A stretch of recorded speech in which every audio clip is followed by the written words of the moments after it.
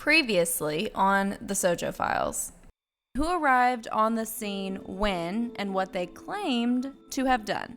Now, the reason why I say what they claim to have done is because there is no body cam footage from that day at all from any officer that was on the scene.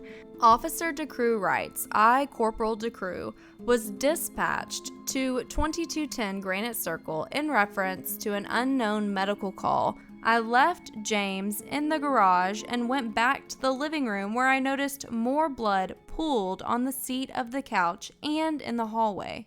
I, Corporal Wooten, responded to assist Corporal Chase DeCrew and EMS on an unknown nature medical call that she last saw her around 4 a.m. Millard said that the baby had been sick and kept them up all night long. She said that she finally got her to sleep around 4 a.m. and that she just woke up moments before the call to 911 and found her daughter in the floor. She stated that she thought that she must have crawled out of the pack-and-play where she sleeps and hit her head. She reiterated several times that the child had a history of climbing out of the pack-and-play, and that when she woke up later, then she found the child in the state that we discovered it in. After Officer DeCrew, Officer Wooten, 2 EMS, and 3 firefighters arrive on the scene, next on the scene is Detective Marsh. Detective Marsh, was called in reference to a death investigation at 2210 Granite Circle. The couch in the living room had what appeared to be blood soaked into a cushion. There did not appear to be any blood in the bedding of the pack-and-play. A swab taken from the possible blood on the dresser and a swab taken from the couch cushion. The section of the couch cushion that was covered in blood was taken if further analysis is needed. I collected the piece of diaper and also collected the trash bag from the kitchen. The coroner was notified, and upon the coroner's arrival, Olivia was released into the custody of the coroner's office. I, Officer Hernandez, on November 8, 2018, while on patrol, assisted Corporal DeCrew at 2210 Granite Circle in reference to a death investigation. Detective Perry arrives at the scene. On November 8, 2018, I was called to 2210 Granite Circle in regards to a deceased 2-year-old. I contacted the sheriff's office and talked to Sergeant Patty Stroud. I, Detective Ware, was contacted by Sargent Perry in reference to this incident. I went to the scene and assisted him and Detective Marsh. Detective Marsh also pointed out areas of the residence where there was blood located. The swabs were taken from the living room hallway and from the dresser in the back bedroom and were secured in my vehicle for transport to the Buren Police Department evidence room. After Detective Ware, both Deputy Prosecuting Attorney Robert Presley as well as Deputy Prosecuting Attorney Brock Price arrived at the crime scene at 1:45 p.m. Next to arrive at the crime scene, according to police records, is Deputy Coroner Steve Edwards. When I arrived on scene, I was met by several Van Buren police and Detective Marsh. Coroner Pam Wells and Deputy Chris Price were also on scene to assist in the investigation. According to police records, Deputy Coroner Steve Edwards left the crime scene at 3:17 p.m.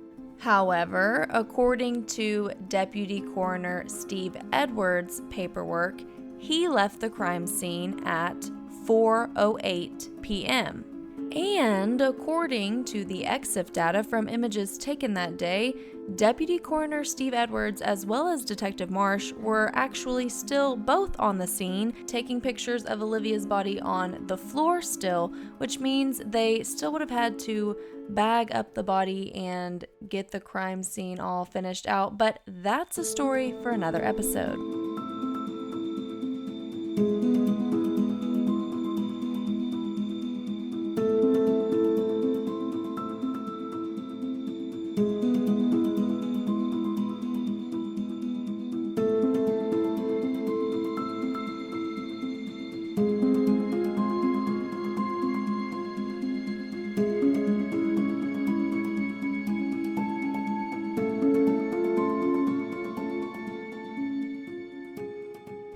While officers, 2 prosecuting attorneys, and 3 coroners are still on site processing the crime scene and the body, the mother of the 2-year-old victim, Eva Millard, as well as her boyfriend, fiance, or husband, depending on who you ask, Jordan Shreeve, were taken down to the Van Buren Police Department for questioning. In this episode, I am going to be reading for you all what the officers wrote in their reports about Jordan and Eva's interrogations.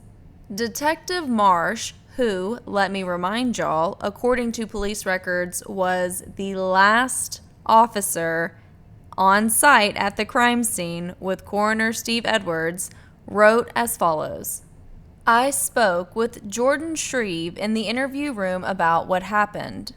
Jordan said neither he or Eva worked anywhere right now, and it's been 4 to 6 weeks since he's worked, and that they are living off of his father's pension. Jordan said that Olivia was sick on November 7th and was throwing up. Jordan said that he cleaned her crib up and put her back in the crib and made her some sausage. Jordan said that him and Eva went to a Suboxone appointment and got back around 7 p.m. Eva got Olivia out of the crib and laid in bed with her. Jordan then laid in bed with Olivia, and while Eva was making cookies and laid Olivia in her crib. Friendly reminder that I did not write these, and I am reading them to you all exactly as they are on record with the police department, and I cannot control nor can I help the fact that proofreading was clearly not done. Jordan said that Eva went to bed and Jordan was up for a little while. Jordan said that Eva had Olivia up at 3 or 4 in the morning and that Olivia was fine then. Jordan said that he heard Eva up with Olivia and Eva put Olivia in the bed with them, and Eva kept telling Olivia no because she was playing in the bed. Jordan said that he told Eva to put Olivia back in the crib and give her a bottle. Jordan said that he left the house around 10:30 and did not see Olivia. Jordan said that he didn't look at Olivia because she wasn't crying. Jordan said that he knew Olivia was not in the bed. Jordan and Eva smoked a cigarette and Jordan left the house. Jordan said that when he got back home, he grabbed his wallet and went into the bathroom to chop up some pills. Jordan said that Eva went to the crib and started freaking out. Jordan said he went to go buy pain pills because him and Eva did not have any pain pills since early this morning. Jordan said that Eva was holding Olivia and told him to call 911. Jordan said that he called 911 and didn't know what to tell them because he had not seen Olivia. Jordan then checked for a pulse and called 911 again. Jordan said that he was going to take Billy home so that they could go up to the hospital and that he didn't know Olivia was dead. Jordan said that he couldn't tell if there was a pulse, but that he told Eva her could feel a pulse. Jordan said that Olivia was bleeding somewhere on the face, but it was frantic and said he didn't know. Jordan said that he checked Olivia's pulse on the couch. I asked Jordan if he asked Eva what happened, and he said that he did not, and that he didn't think to ask. Jordan said he was freaking out and didn't know what to do, and what he was thinking was to get the ambulance there, get Billy and his family home, and then get up to the hospital. Jordan said that he saw a police car at Rena Road, where he was going to turn left and swerved out of the way of the police car and went up to North Ridge. Jordan said that he turned left on North Ridge and went by Citizens Bank. Jordan said he called Eva about 8 times to try to figure out what was going on, but she didn't answer the phone. Jordan's ex-wife, Pamela Shreve, sent him a text telling him to call her, and he pulled off of the road. Jordan called Pamela and said that he talked to her for about 5 to 10 minutes. Jordan said he was pulling up to the residence when he got off the phone with Pamela. I asked Jordan why he left after calling 911, and he said he didn't know and that it was starting to look bad. I advised Jordan that he was actually on the phone with Pamela for much longer than 5 to 10 minutes. Jordan said he didn't know it was that long. Jordan said that he was planning on going home and getting Eva's phone and heading up to the hospital, and that he stopped and talked to his ex-wife because he had other issues going on. I asked Jordan again why he left after calling 911, and he said he didn't have an explanation for that. During my entire interview with Jordan, he did not mention Olivia by name and would instead refer to her as that girl or that kid. Jordan said that it was really dark in the bedroom and that was why he couldn't see Olivia in her crib. I asked Jordan how he put his clothes on in the dark, and he said he felt around until he found his clothes. I asked Jordan if he wore the same clothes the day before, and he said that he did. We later found Jordan on surveillance video from Walmart from November 7th, and he is not wearing the same clothes as in the interview room. I asked Jordan if he thinks his father, James Shreve, did anything to Olivia, and he said he didn't think he did. I asked Jordan if he thought that James would be in physical health to cause any injuries to Olivia, and Jordan said probably not. I then asked Jordan about Olivia sleeping all the time, and he said it wasn't uncommon for Olivia to sleep until 11 a.m. or 12 p.m. Jordan said that Eva would sleep all day and leave Olivia in the crib. Jordan also said that his mother stayed with them for about a month when they lived on Fiena Hills, and Eva sleeping until 1 p.m. with Olivia in the crib was an issue to his mother. I asked Jordan again about Eva and him going to the Suboxone appointment and where Olivia was when they went to the appointment. Jordan said that they left Olivia in the crib when they went. I asked Jordan if he thought it was okay to leave a 2-year-old in a crib when they left, and he said that his father was there and had a cell phone. Jordan said it was foolish and they shouldn't have done it. I asked Jordan if they leave her in the crib when they go to buy pills, and he said that they take her with them. I asked Jordan if Olivia was awake when they got back from the doctor's appointment, and he said that he didn't know and that Eva got her out of the crib.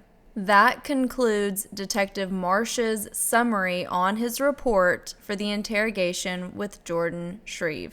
Detective Perry also wrote a summary report discussing the interrogation of Jordan Shreeve and Eva, and he wrote as follows. Approximately 1 hour later, Jordan Shreeve pulled up in his black Chevrolet pickup. I then asked him where he had been, at which time he told me that he had taken his friend Billy home. I then asked him if he would come to the police department so that we could talk to him, at which time he agreed. Once he arrived at the police department, I conducted a videotaped interview with him. During the interview, I advised him of his Miranda rights, at which time he stated that he understood his rights and agreed to talk to me. I asked him where he worked, and he said nowhere right now. He then told me that he had gotten up around 9:45 a.m. to 10 a.m. and went outside to smoke a cigarette and went to pick up Billy at his house on Shibley Road so they could go buy some pills together around 10:45 a.m. He said that he had Billy's EBT card and Billy had been calling him wanting it back. I asked him why he had Billy's EBT card, and he said that it was all drug related. I then asked him what kind of drugs he was taking, and he told me oxycodone. They then went to meet a lady at Long John Silver to buy some pills. Once they purchased the pills, he brought Billy, Billy's wife, and Billy's child with him to come by his house. They all stayed in the truck while he went in the house. Once he came in the house, he went to the bathroom and started crushing up the pills. That is when Eva got out of bed and found the baby like that in the crib. He then said that he called 911 and ended up hanging up because he did not see that much and wanted to see if she had a pulse and breathing because it was a crazy situation. He then told me that he told her, "Let me get Billy home so we can go to the hospital and the ambulance is on the way." He then talked about picking Billy up around 10:45. He then had to come back home to get Billy's EBT card since he left his wallet at home. He said it kinda worked out good because his baby wanted him to bring her some pills before taking Billy home to make her feel better. I then asked him if his dad was up when he got up. He told me, that he had seen him sitting on the side of the bed. He told his dad that he was going to get him something for pain. He also said that his dad has PTSDs. I swear I'm not making this shit up. The report says his dad has PTSDs. Oh, Lord have mercy. I then asked him if his dad was pretty mobile, and he said that he was not. He said he could have been, but they chopped his toes off or something. He was not sure, he said. He then talked about her holding the baby, and there was blood on her face, and he kind of panicked. PANICED. Dear Lord, 10-ounce baby Jesus, Buddha, Egyptian gods, Mother Nature, and Tom Cruise. Please help Van Buren Police Department get their fucking shit together. Lord bless. So anyways, he kind of panicked due to being in the middle of buying some drugs. He said that he didn't know what to do with Billy. I then asked him about selling drugs, and he admitted to selling them a few times because he was trying to get their car out of the shop. I then asked him how long they had been married, and he said 2 days. They got married on their 1-year anniversary. I then asked him about Eva as a mother. He told me that honestly, she sleeps a lot, and he was hoping once they got married, she would get up and get a job. I then asked him what the baby was doing when he got up. He told me that he didn't know because he got up and went to the garage to smoke a cigarette. He said that it was pretty dark in his room, so he just figured she was asleep. Sleep. I mean, clearly, Van Buren Police Department is operating on a 0 fucks given policy when it comes to the accuracy and proofreading of their reports. I mean, homicide be damned, it is what it is. Whew, but I digress. Let's get back to it. I then asked him about his dad if he thought that he would have done something like that, and he said no, sir. Once he dropped them off at their house on Shibley Road, he called his ex-wife Pam after she texted him and talked to her for about 40 minutes before he went home.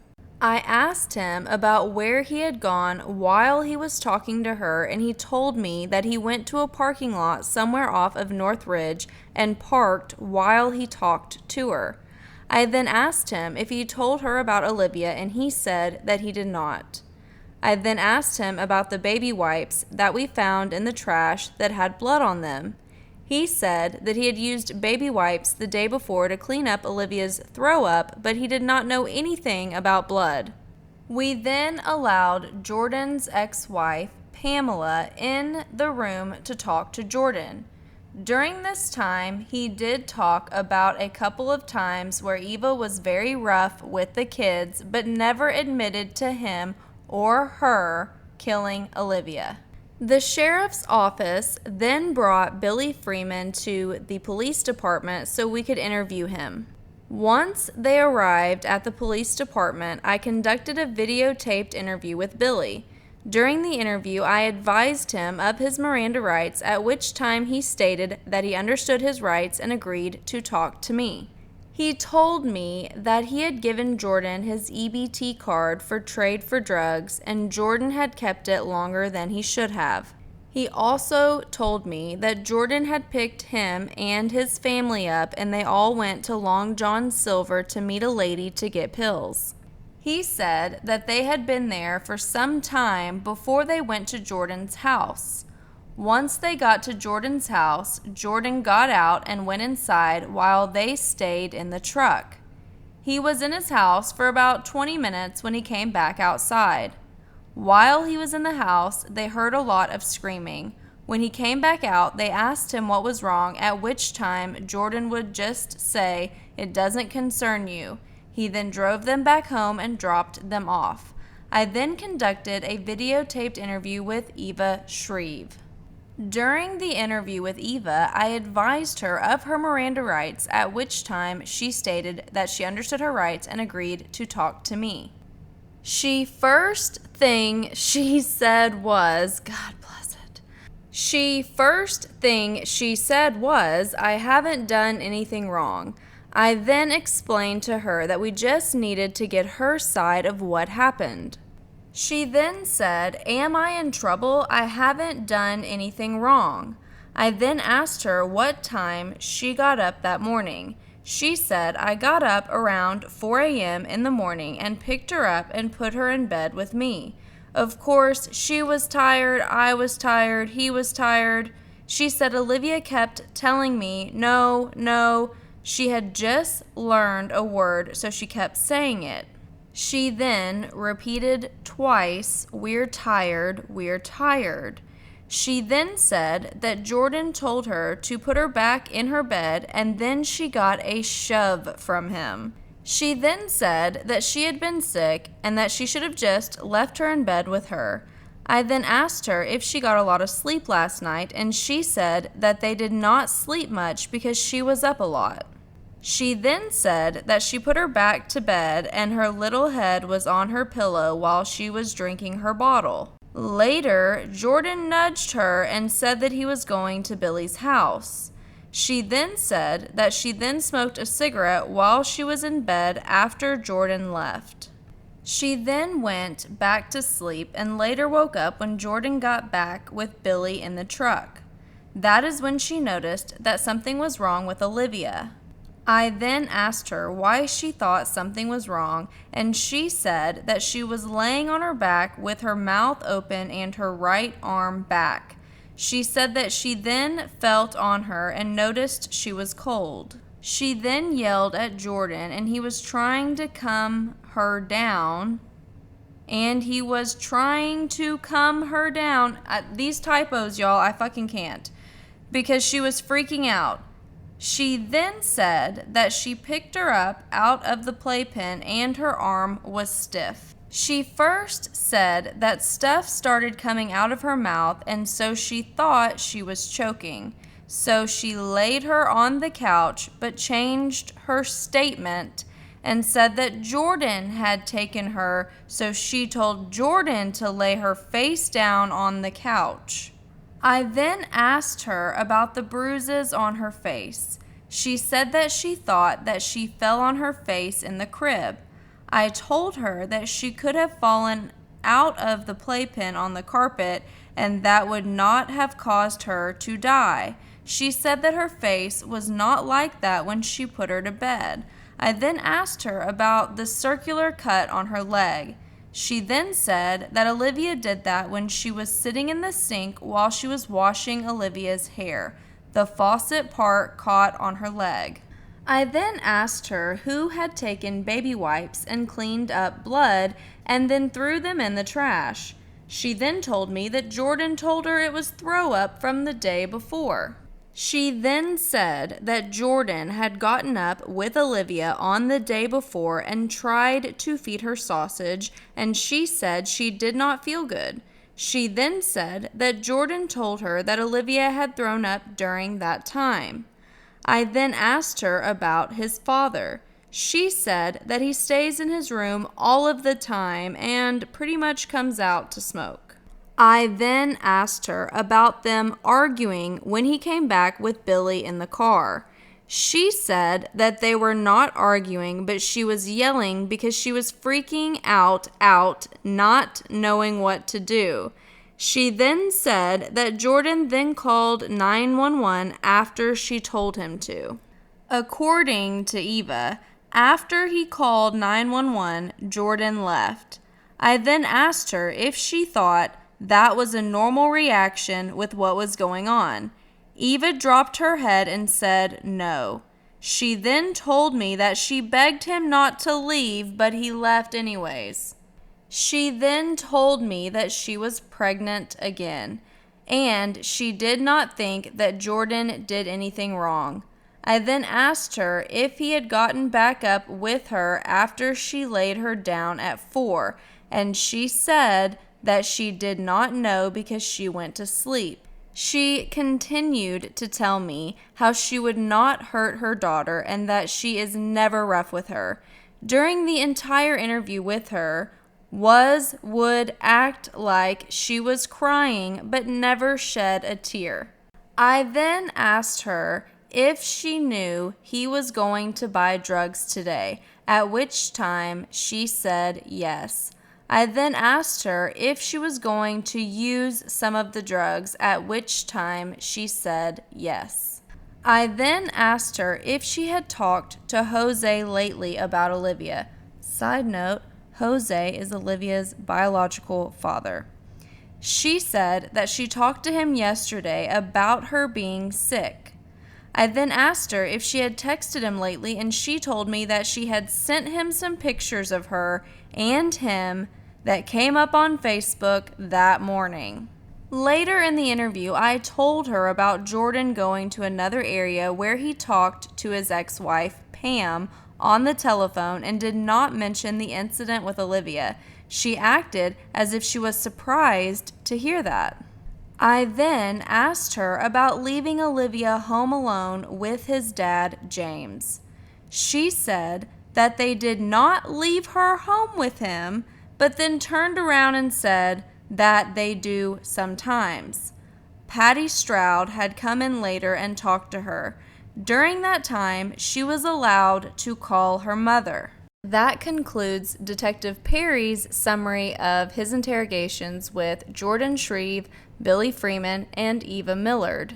Now, we could debate how accurate or inaccurate these summaries are of the interrogations that occurred on November 8th, 2018.